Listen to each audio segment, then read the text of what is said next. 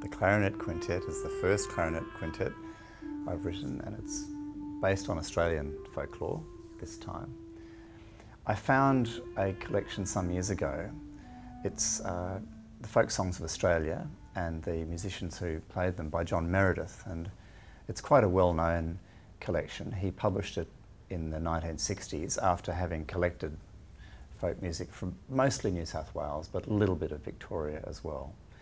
The reason it took me so long to actually build music out of this material was that a lot of this stuff is very waltzing Matilda, Click Go the Shears, Botany Bay. It's very four-square, it's very repetitive, although some of the tunes are very catchy, they're very, very simple, and musically it's hard to find a way to incorporate them. So in a way, the Clarinet Quintet is a fantasy on the idea of these.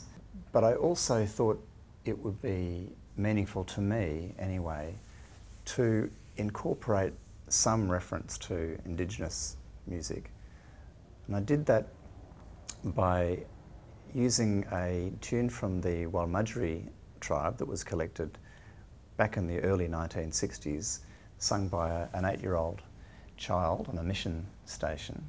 And my version of this tune is a development of the original.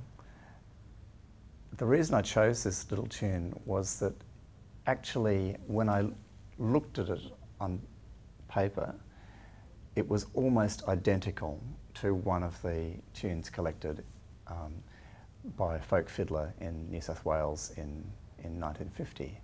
Despite the cultural distance, music connects people. I know it's a kind of a far-fetched idea, but musically it meant something to me.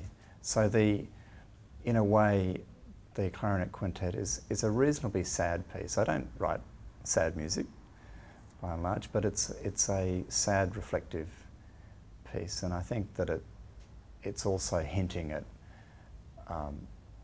a lot of the tragedy of the Australian colonial frontier.